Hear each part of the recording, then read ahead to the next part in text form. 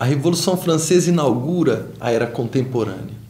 Sem sombra de dúvida, foi a revolução política mais importante do mundo ocidental. A Revolução Francesa criou uma nova noção de política, de relação entre a sociedade e o Estado.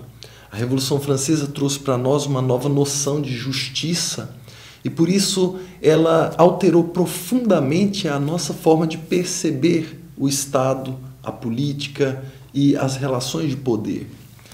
A Revolução Francesa foi uma explosão gigantesca que abalou a Europa definitivamente. Abalou não só a Europa, mas o mundo inteiro.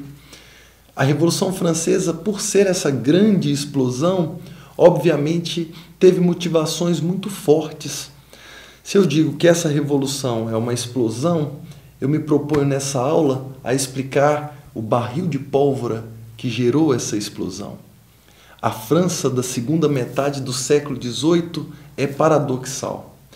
De um lado se vê a França elegante da corte de Versalhes. O rei da França é respeitado no mundo inteiro, afinal é descendente de Luís XIV, o Rei Sol. É casado com uma princesa austríaca, a rainha Dona Maria Antonieta, a mulher mais elegante do mundo. Lançava moda com seus coques de 1 metro de altura. Na corte havia festas cotidianamente. Os gastos eram exorbitantes. Quem via de fora achava que a França vivia em festa, vivia lançando moda, vivia lançando regras de etiqueta.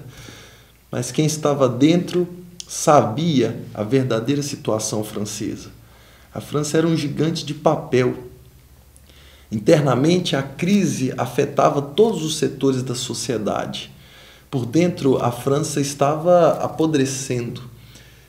O Palácio de Versalhes era uma ilha de luxo no mar de miséria. Os franceses eram ao todo cerca de 26 milhões, dos quais 19 milhões viviam na mais absoluta pobreza. Crianças de 3 ou 4 anos já começavam a ser levadas para o trabalho dos pais e dizia-se ser um absurdo que uma criança que já andasse não pudesse trabalhar.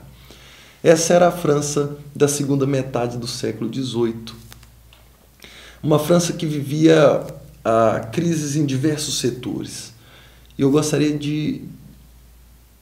eu queria ressaltar a crise social. A sociedade francesa era uma sociedade estamental, dividida em 3 classes sociais. Cada uma dessas classes era chamada de Estado. O primeiro Estado era o clero, composto por 120 mil membros da Igreja Católica. Eles eram sustentados com dinheiro público e não pagavam impostos. O segundo Estado era a nobreza. A aristocracia da França se compunha de 350 mil pessoas. Eram duques, marqueses, viscondes, condes e barões. Eles não pagavam impostos e viviam de pensões públicas, poupudas, vitalícias e hereditárias. Esse segundo Estado representava um custo enorme para o governo francês. E para bancar esse custo, o governo aumentava os impostos a cada dia. O terceiro Estado ficava com a conta, era o povo. O terceiro Estado era composto por cerca de 25 milhões de pessoas. Dividia-se em burguesia, que eram as pessoas, os comerciantes, os donos de oficinas de artesanato, eram os profissionais liberais, médicos, professores, escritores. Essa era a burguesia. A burguesia pagava impostos, era uma espécie de classe média da época e já estava cansada de pagar esses impostos. Também fazia parte do terceiro Estado o campesinato. Era a imensa maioria da população francesa, cerca de 80%. Os camponeses se dividiam em camponeses livres, geralmente miseráveis, e servos. É verdade, ainda havia servos em pleno fim do século XVIII na França. E isso fazia com que essa parte da sociedade fosse bastante indócil. Eles não aceitavam mais pagar toda essa conta para manter o primeiro e o segundo Estado, que juntos perfaziam 470 mil pessoas. Dentro do povo ainda podemos citar uma parte muito importante para a Revolução Francesa, que foram os sans-culottes. Culotte é aquela calça apertadinha que os bailarinos usam. Sans culotte, portanto, é quem não usa o culotte. O culotte era a calça da aristocracia. Somente os nobres usavam aquela calça apertada, que era um símbolo de elegância da aristocracia da época. Quem não tinha dinheiro para comprar aquela calça era chamado de sans culotte. São os operários urbanos que usavam calças frouxas, que eram um sinal de pobreza naquela época. Assim, nós temos uma crise na sociedade. Crise porque, embora toda sociedade tenha privilégios, os privilégios devem ser justificados por obrigações. E na sociedade francesa nós vemos duas classes sociais que gozam de privilégios, ou seja, não pagam impostos, vivem financiadas com dinheiro público, que são o primeiro e o segundo estado, e que não dão uma contrapartida de deveres para terem esses privilégios. Os nobres não pagam impostos porque essa é uma tradição antiga, porque eles acumularam esse direito ao longo dos anos e eles não davam nada em troca desse privilégio. Isso vai causar na sociedade francesa um sentimento de injustiça. Era necessário corrigir essa anomalia na sociedade francesa. A França também vive uma crise econômica gravíssima. A agricultura francesa não estava bem, e isso por motivos naturais, problemas com as lavouras, nevadas ou verões bastante rigorosos que começam a acontecer especialmente na década de 1780. E a economia francesa estava baseada num produto fundamental para a alimentação do povo francês, que era o trigo. Toda vez que havia uma crise na produção do trigo, o preço do pão subia vertiginosamente e isso afetava diretamente a vida das pessoas na França. O aumento do preço do pão era devastador para as pessoas mais pobres. Essa crise econômica, no entanto, não era só agrícola.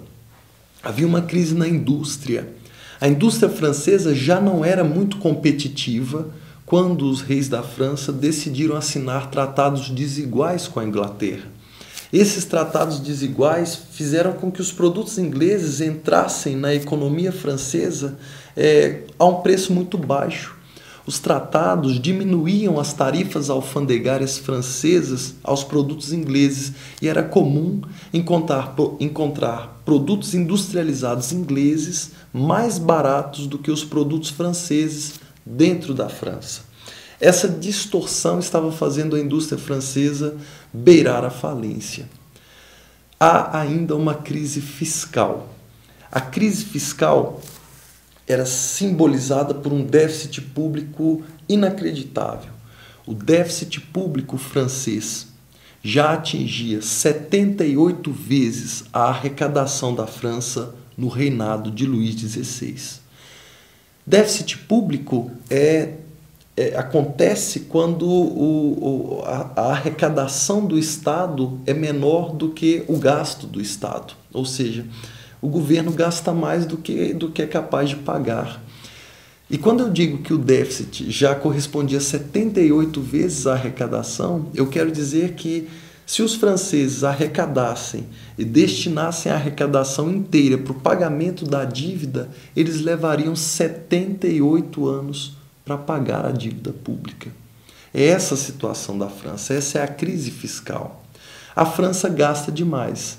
Gasta porque mantém os privilégios da nobreza, mantém as pensões para o clero e para a nobreza, isenta o primeiro e o segundo estado do pagamento de impostos. É por isso que há uma crise fiscal, por isso que há um déficit público tão grave, sem contar o excessivo gasto da corte de Versalhes. Já no reinado de Luís XIV, calculou-se que o gasto do Palácio de Versalhes chegasse a 10% da arrecadação da França. É como se, de repente, a presidência da República do Brasil gastasse 10% de tudo que é arrecadado para manter o Palácio da Alvorada, a residência oficial da presidência da República. Quer dizer, isso é inimaginável. Em Versalhes havia 4 festas semanais, cada uma delas durava 12 horas. Essas festas eram bancadas com dinheiro público. Para completar, a realeza vivia num luxo inacreditável. E essa imagem do gasto público acaba sendo associada à imagem da rainha da França, Dona Maria Antonieta. É bem verdade que as pessoas já não gostavam muito dela porque ela era austríaca. Ela foi o primeiro casamento de um rei da França com uma princesa austríaca. Isso porque os franceses e austríacos não se entendiam havia muitos séculos, e o casamento entre Luís XVI e Maria Antonieta tentava pôr fim à disputa entre franceses e austríacos. Então ela já chega na França e é recebida com uma certa má vontade pelos franceses. Mas ela representava assim todo esse gasto, todo esse luxo, essa exuberância que não correspondia à realidade da França. A França era miserável e os seus reis esbanjavam riqueza. Dizia-se, por exemplo, que Maria Antonieta, toda vez que ficava triste, mandava erguer para si um novo palácio, uma nova residência, e isso deixava as pessoas muito chateadas. Foi um escândalo quando anunciaram a inauguração de um palacete, uma residência de verão muito bonita chamada Petit Trianon. Era uma residência esplêndida com uma estufa para que a rainha pudesse guardar suas flores raras e uma vila camponesa. Segundo consta, alguns historiadores dizem que essa vila camponesa era para onde a rainha fugia em momentos de tristeza, ela que era adepta do fugere urbi, né, na época do arcadismo. E dizia-se que ela ficava mais triste no vilarejo porque ali não havia camponeses. Então o governo francês manda contratar artistas para se fazerem de camponeses. Não se sabe bem se isso era a fofoca da época ou se era verdade. O que importa é que essa notícia pegou. As pessoas acreditavam mesmo que o nível de gastos da rainha e de descomprometimento com os problemas da França chegasse a esse ponto. Essa crise fiscal vinha somada a uma crise política. A família real francesa, os Bourbon, já não tinham mais tanto respeito da população. As pessoas estavam já irritadas com os reis e já não acreditavam mais nas teses de origem divina do poder real. A crise política era sentida pelos próprios reis. Conta-se que quando Luís XVI ia rezar na capela de Versalhes, ele chorava profundamente e, angustiado, clamava em voz alta, não é? Senhor Deus, tende piedade de nós, que somos jovens demais para governar. Ele sabia que a situação política da França era calamitosa e que a França beirava o colapso. Em 1786, o rei da França decidiu tomar uma posição contra toda essa crise que afetava o antigo regime francês. Ele resolveu atacar o problema da crise fiscal e do déficit público. Naquele ano, Luís XVI anuncia sua intenção de cobrar impostos do segundo estado, a nobreza.